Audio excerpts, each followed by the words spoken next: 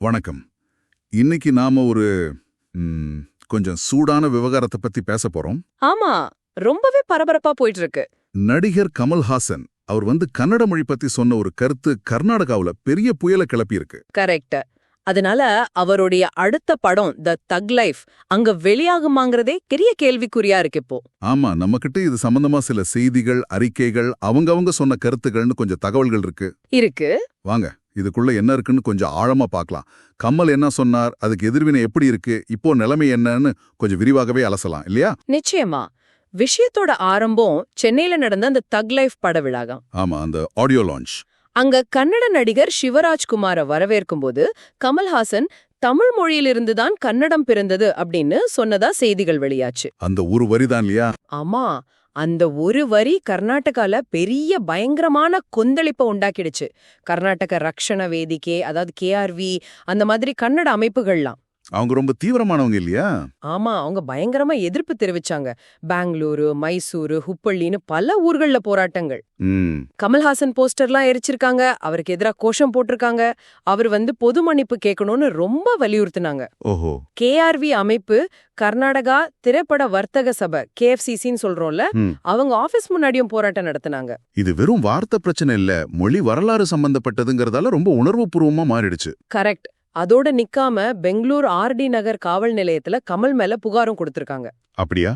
என்னன்னு புகார்? அவர் கன்னட மொழி பேசுறவங்களோட உணர்வுகளை புண்படுத்திட்டாகவும் அப்புறம் மொழி ரீதியா மக்களிடையே பிளவை உண்டாக்க பாக்குறாருன்னு KRV புகார் கொடுத்திருக்கு. சரி சரி. அப்போ KFCC கர்நாடக திரைப்பட வர்த்தக சபை அவங்க என்ன நிலைப்பாடு எடுத்தாங்க?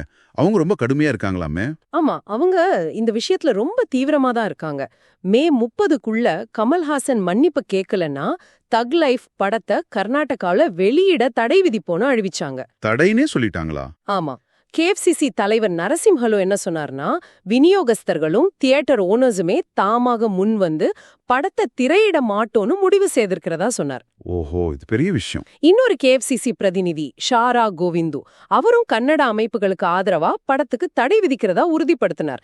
ஆனா நரசிம்ஹலு பேசும்போது அவர் தடைங்கிற வார்த்தையை பயன்படுத்த விரும்பலன்னு சொல்லியிருக்காரு. அப்புறம் ஏன் இந்த முடிவுக்கு எதிர்வினைகள் வந்திருக்குமே? நிச்சயமா.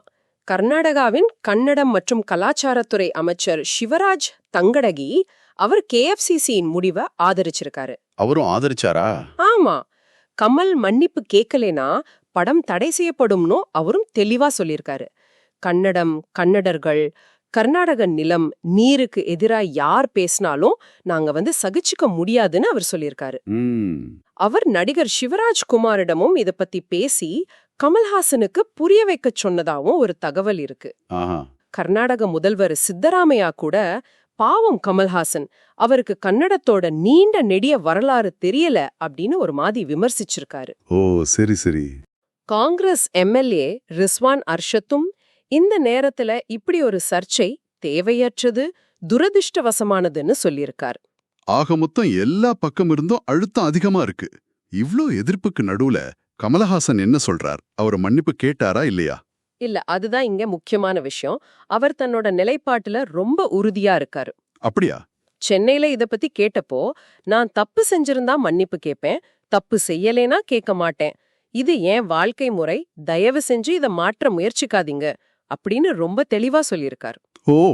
இந்திய சட்ட வியவஸ்தை மேலையும் ஜனநாயகத்தின் மேலையும் தனக்கு நம்பிக்கை இருக்கணும், கர்நாடகா மேல தனக்கு உண்மையான அன்பு இருக்கணும் அவர் சொல்லியிருக்காரு. இது மாதிரி மிரட்டல்கள் தனக்கு ஒன்னும் புதிதல்லன்னு குறிப்பிட்டிருக்காரு. ஆனா அதே சமயம் அவர் சொன்ன கருத்தை நியாயப்படுத்தவும் முயற்சி செஞ்சிருக்காரு இல்லையா? திருவனந்தபுரத்துல ஏதோ சொன்னாரு. ஆமா, அங்கு பிரஸ் மீட்ல கேட்டப்போ, நான் அன்பினால் தான் சொன்னேன், வரலாற்று ஆசிரியர்கள் மொழி வரலாறு பற்றி எனக்கு சொல்லிக் கொடுத்திருக்கிறார்கள் அப்படின்னு சொல்லிட்டு, இது போன்ற ஆழமான விவாதங்களை வரலாற்று ஆசிரியர்கள், தொல்பொருள் ஆராய்ச்சியாளர்கள், மொழி வல்லுநர்களிடம் விட்டுவிட வேண்டும், என்னையும் சேர்த்து அரசியல்வாதிகளுக்கு இதை பற்றி பேச தகுதியில்லை அப்படின்னு விளக்கியிருக்கார். அதாவது இது ஒரு அகாடமிக் விவாதம், அரசியல்வாதிகள் இதுல தலையிட வேண்டாம்னு சொல்றாரா? ஆமா, அந்த மாதிரி ஒரு தொனில தான் பேசியிருக்கார். இத ஒரு உணர்வு பூர்வமான பிரச்சனையா பார்க்காம ஒரு வரலாற்று ரீதியான விவாதமா அணுகணும்னு அவர் நினைக்கிறார் போல. தமிழ்நாட்டுல சில அரசியல் தலைவர்கள் கமலுக்கு ஆதரவா பேசியிருக்காங்களே, விடுதலை சிறுத்தைகள், நாம் தமிழர் கட்சிகள்லாம். ஆமா, விசிக தலைவர் தொல் திருமாலுவலன், நாம் தமிழர் கட்சி தலைவர் சீமான் போன்றவங்க வந்து ராபர்ட் கால்டுவெல் போன்ற அறிஞர்கள் சொன்ன திராவிட மொழிகளின் தாய்மொழி தமிழ்தான்கிற கோட்பாட்டைத்தான் கமல் சொல்லியிருக்காருன்னு கருத்து தெரிவிச்சிருக்காங்க. அப்போ இதுக்கு இங்க ஆதரவும் இருக்கு. ஆனா இந்த விவகாரம் இதோட நிக்கல பாருங்க, இன்னும் கொஞ்சம் சிக்கலாகுது. அப்படியா? வேற என்ன ஆச்சு? தமிழக சட்டமன்ற உறுப்பினர் தி வேல்முருகன் அவர் வந்து கர்நாடகால தக் லைஃப் படம் வெளியாகலைன்னா பதிலுக்கு தமிழ்நாட்டுல கன்னட படங்களுக்கு தடை விதிக்கப்படலாம்னு எச்சரிச்சிருக்கிறதா சில செய்திகள் வருது. அடேங்கப்பா, இது அடுத்த கட்டத்துக்கு போகுதே. ஆமா, இது நிலைமையே இன்னும் சிக்கலாக்குது. விஷயம் இப்போ 2 மாநிலங்களுக்கும் இடையான ஒரு பிரச்சனையா மாறுற மாதிரி தெரியுது. ரொம்ப கவலைக்குரிய விஷயமா இருக்கு. அப்ப இப்போதைக்கு தக் லைஃப் படத்தோட நிலைமை என்ன? கர்நாடகால ரிலீஸ் ஆகுமா ஆகாதா? என்ன ஸ்டேட்டஸ்? இப்போதைக்கு பாத்தீங்கன்னா ஒரு நிச்சயமற்ற தன்மைதான் நிலவுது. KFCC தடைன்னு சொன்னாலும் இது சம்பந்தமா அவங்க தென்னிந்திய திரைப்பட வர்த்தக சபையோட பேசிட்டு இருக்கிறதா சொல்றாங்க. KRV கொடுத்த புகார் மேல இன்னும் FIR கூட பதிவு செய்யப்படல. சட்ட ஆலோசனை நடந்துட்டு இருக்குன்னு சொல்றாங்க. அப்போ இன்னும் எதுவும் உறுதியாகல. அதனால படம் வெளியே ஆகுமா இல்லையாங்கிறது இன்னும் 1-2 நாள்ல தான் தெளிவா தெரியும்னு நம்ம எதிர்பார்க்கலாம். ஆக ஒரு நடிகரோட ஒரு கருத்து, அதுவும் ஒரு மொழிசார்ல கருத்து, எப்படி ஒரு மாநிலத்தோட உணர்வுகளை தொட்டு ஒரு பெரிய பட்ஜெட் படத்தோட வெளியீட்டையே கேள்விக்குள்ளாக்கி இருக்குன்னு பாக்குறோம். ஆமா, இதுல மொழி பெருமை, கருத்து சுதந்திரம், அப்புறம் சினிமா வியாபாரம், அரசியல்னு நிறைய விஷயங்கள் பின்னி பிணைஞ்சிருக்கு.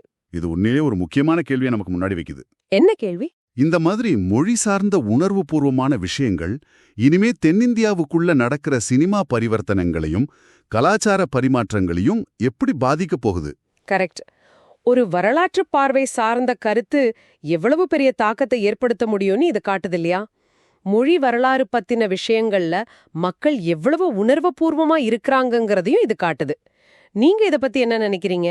லைக் பண்ணுங்க, கமெண்ட் பண்ணுங்க, ஷேர் பண்ணுங்க, மறக்காம இந்த சேனலுக்கு சப்ஸ்கிரைப் பண்ணுங்க.